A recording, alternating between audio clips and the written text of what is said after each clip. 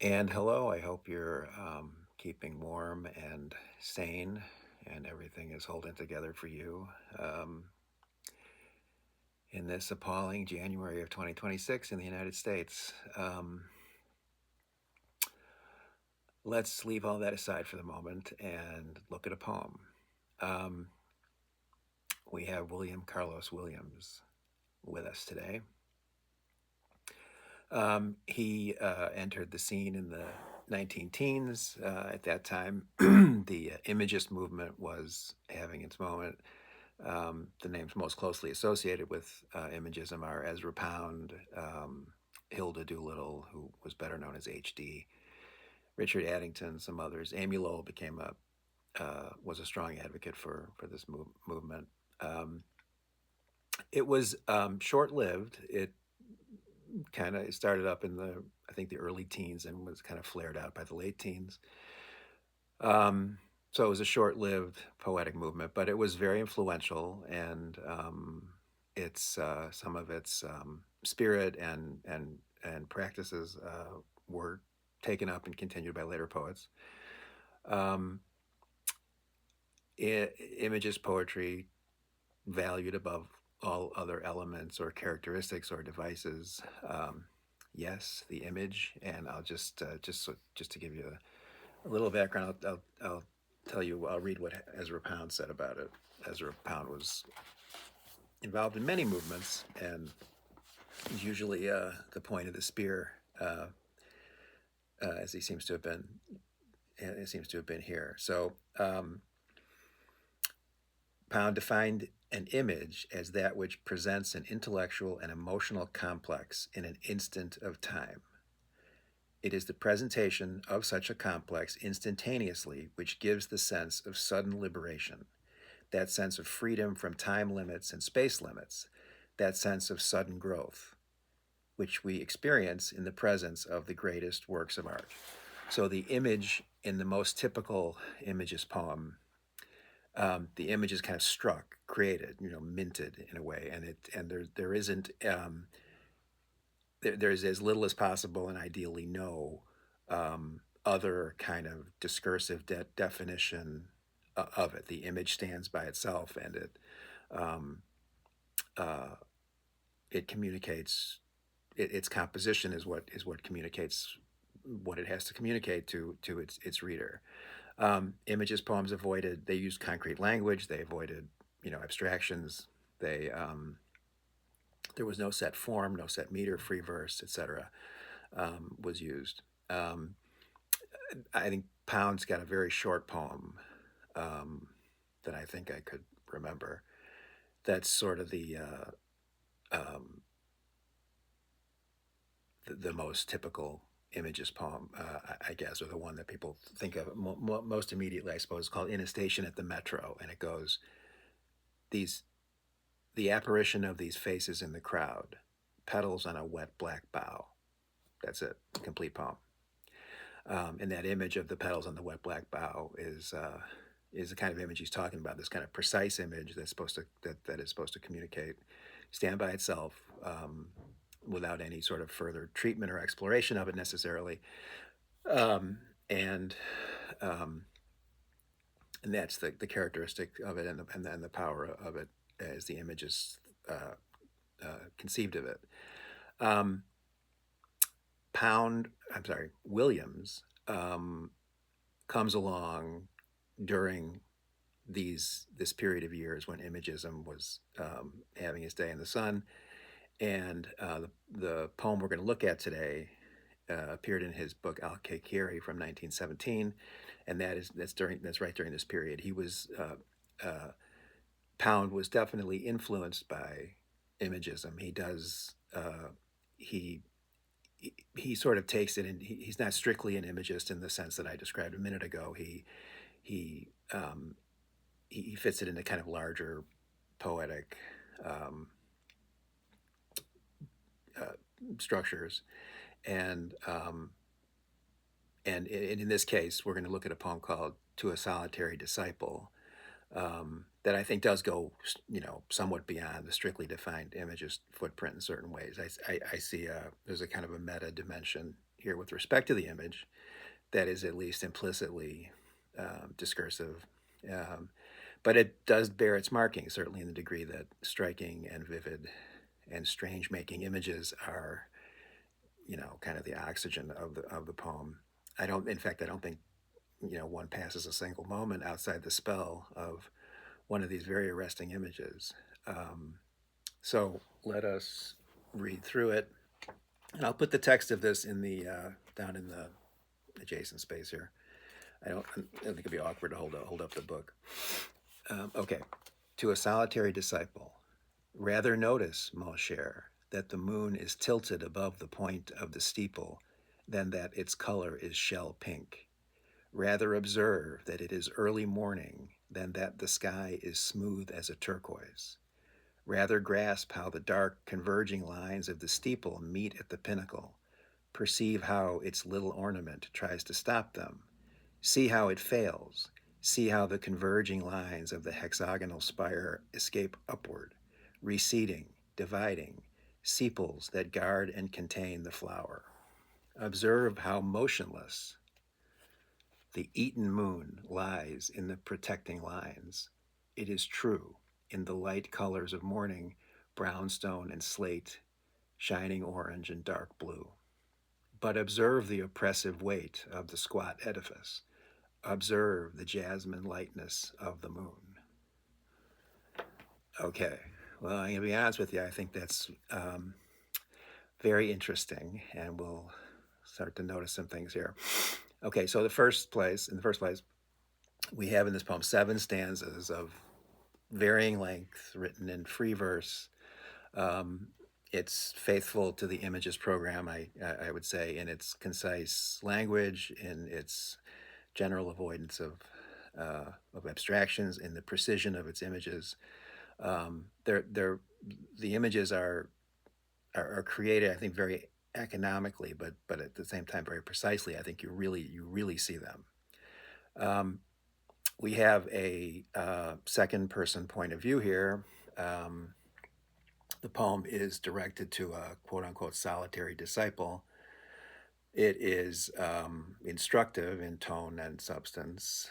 I can recall teachers saying repetition is the mother of learning, and there is repetition here. A form of it that in rhetoric is known as anaphora, and that's a technique in which several succeeding sentences or statements all begin exactly the same way with the exact words. And I think a lot of the feeling in this poem apart from whatever feeling you get from the images that are created, a lot of the feeling of the poem is created through this use of anaphora. So I'll say a word about that. Anaphora is considered a technique in rhetoric that can enhance the listener's perception of the credibility of the speaker. The idea is that deception and manipulation in rhetoric, and some people would see deception and manipulation as synonymous with rhetoric, but it really isn't. But anyway, deception and manipulation in rhetoric are associated with premeditation, and that one who is speaking spontaneously, or seems to be, will appear to be speaking from the heart, just speaking the words as they come spontaneously, and not having the leisure, so to speak, or the premeditation to craft something dishonest, misleading, fraudulent, etc. If you seem to be speaking spontaneously, the idea is you don't have time. You're not employing any devious stratagems. You're speaking as the feelings and the words come to you. So, to the extent that anaphora is itself a consciously deployed stratagem, it can be seen as an even deeper deception, I suppose. Certainly it could be. But that's another fight. Anyway, surely the most well-known speech to us that employs that technique is Martin Luther King's "I Have a Dream" speech. I have a dream. He says it, several times running there. um, the other thing that I think it does is what an aphra does, I think, is create an intimacy. I think there's a sense of exploration or progress by degrees towards something true or valuable. And as I say, I think the poem owes a lot of its mood and feeling to that. Maybe you agree. Um, okay, so one is likely to see this disciple. I think I certainly did. My first impulse was to see to see this disciple as an aspiring poet. You've got an older poet talking to a younger poet. Um, I suppose it's possible that Williams doesn't intend anything that specific, but the drift of this poem makes me think otherwise. Um, so, and since I've mentioned that, it might be worthwhile saying a quick word about poems that seem to be about poetry or the poetic imagination, or novels that seem to be about fiction writing on some level, or about writers and the peculiar travails that they face, and so on. Literature that seems to be talking about literature. Um, so often when I read a poem that seems to be about poetry or the poetic imagination, I rather take it as a synecdoche of what we all do to make meaning in our world and to stabilize ourselves in the flux of onrushing experience and create a sense of order and so on. So I don't see it as an insular or as anything insular or as inside baseball or anything that requires the reader to be conversant in any terribly specialized literary or theoretical discipline or discourse, but rather, as I say, as a trope for how human consciousness processes, sifts, sorts, orders the phenomena and sensory stimulus it encounters, finds meaning in them, um, including things including what comes from within, what emerges from the mind, from the imagination, the emotions, the subconscious, etc. Okay, um, so yeah, this is not something for specialists or people who have you know who have you know any kind of professional interest in poetry or anything of the sort. I think it speaks broadly to human beings. Um, okay, so what is this wise mentor saying to his protege here? He's telling this person what, in the visual field that the poem conjures, what to notice particularly, what to notice more than other things. Um, he's saying, notice not the shell pink color of the moon. Um, Notice rather its spatial relation to the apex of the steeple that's also in the visual field. Um, the angle of the moon's tilt toward it. Notice not the turquoise smooth sky. Notice rather that it's early morning, that the sky's complexion is an artifact of a temporal sequence, um, a moment in time that stands, of course, in relation to other moments in time. Notice not the steeple itself, notice rather the skein of geometric lines that we project upon it and around it, and you see how they invisibly extend beyond it. In other words, notice not these things in themselves, not their intrinsic features or characteristics. Notice rather the relational field in which they abide and by which we define them. The emphasis is placed on what's outside of these things, um, whether visually, the steeple in relation to the moon, or contextually, the time of day in which the sky is observed.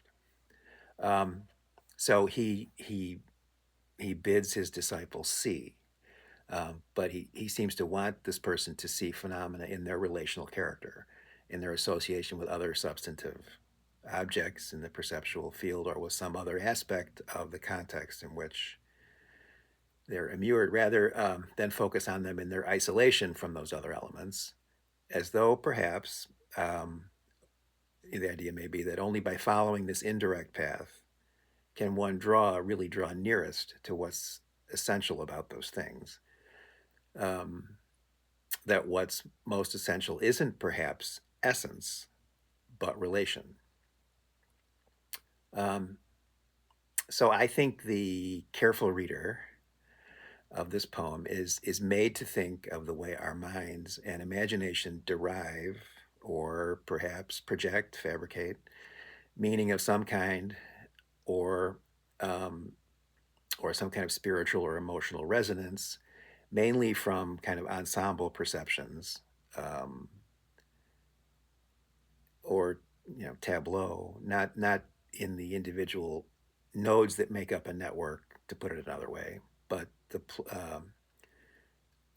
but in the play of the network itself, and the way that the meaning that we ascribe to things, to words, to images, to events, what have you, depends as much or more on what distinguishes them from other words or images or events as on what we take to be their innate properties. Um, so, one of the things I like best about this poem is that the reader and the disciple effectively find themselves being solicited both to look at these images and to not look at them. Um, he's saying rather notice other things, notice other things rather than these images, but these images themselves are so vividly and strikingly, kind of indelibly rendered, that I think they exert a hold on us, that the poem then puts into tension by telling the disciple and us to give our attention to something else instead. But then that tension is resolved at the end when he says, "But observe," and then he talks about. I'll read those lines again. Oops. He comes around at the end to say, "But observe the oppressive weight of the squat edifice. Observe the jasmine lightness of the moon." So he redirects your attention back onto those objects, but he wants you to see the relationality first. Um, so in the end, he isn't saying don't look at them.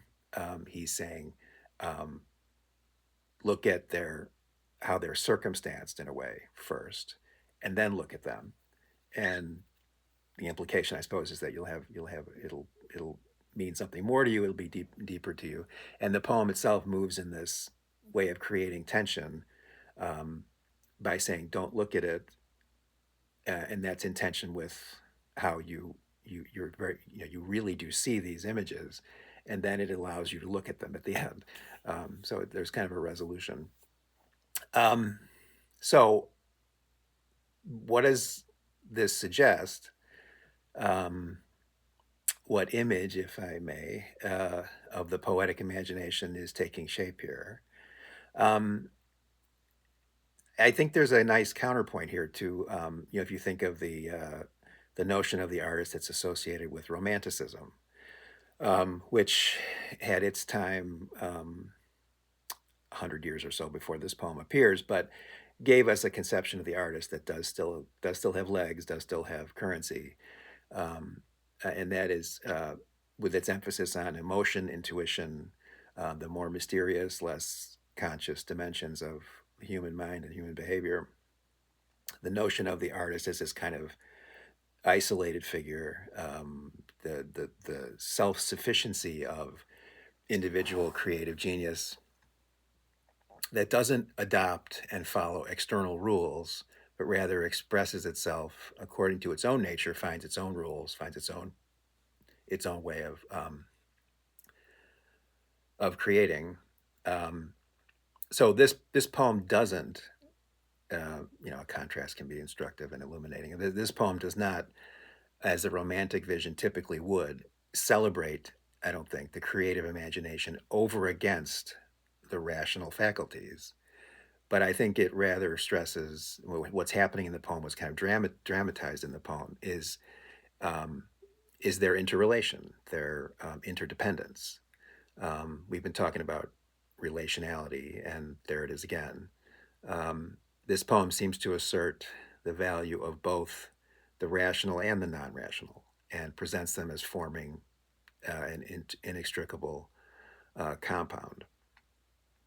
Uh, um, you might say an interdependence that is irreducible and fundamental and indissoluble. Their interplay I think I would even go so far as to say seems to be presented as the structuring spark of the poetic imagination, and perhaps um, for people generally, the structuring spark of our awareness and orientation to our world. Um, so there isn't now, even in um, the most dyed-in-the-wool romantic poet or thinker of that period. Of course, you're talking about a matter of emphasis.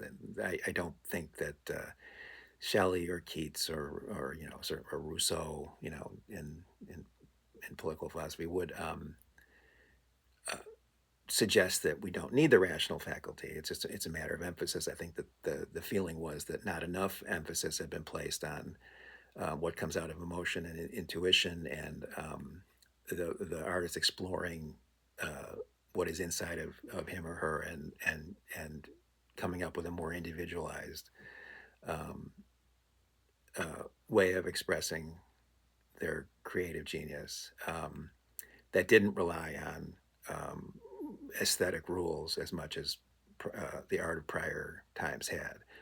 Um, so again, it's a matter of emphasis, but uh, so I think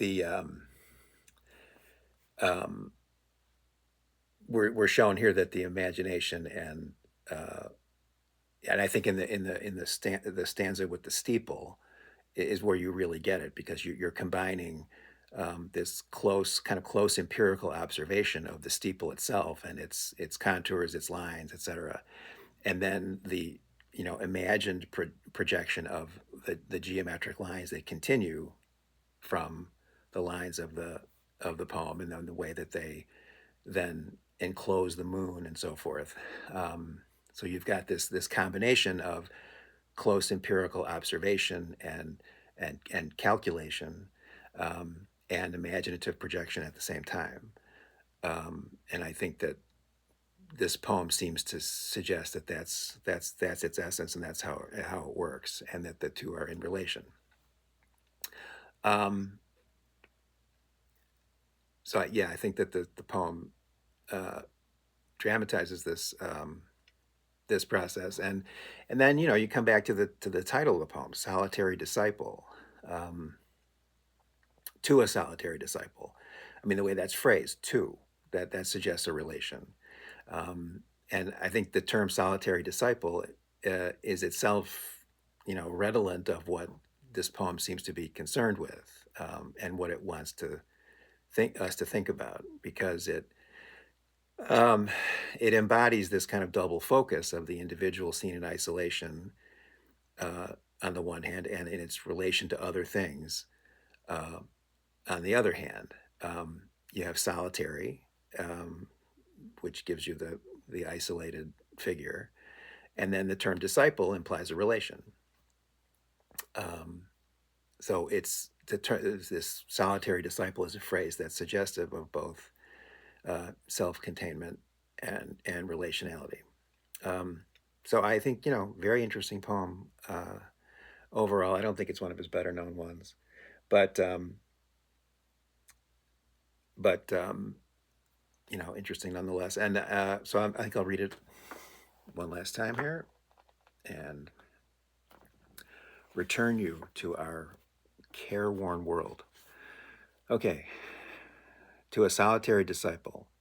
Rather notice, mon cher, that the moon is tilted above the point of the steeple than that its color is shell pink.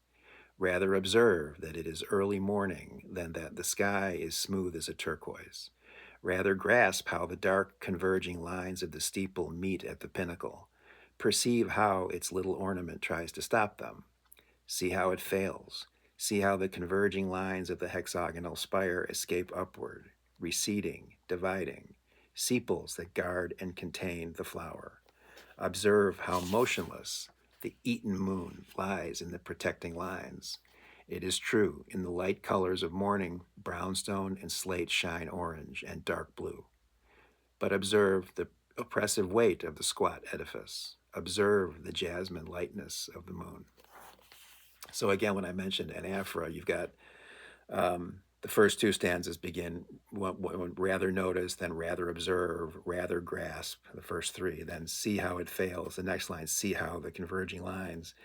So you have two lines there that begin the same way. And then the last one, the next one begins observe, and then but observe. And then the third line from the last, in the middle of the last stanza, observe the jasmine lightness.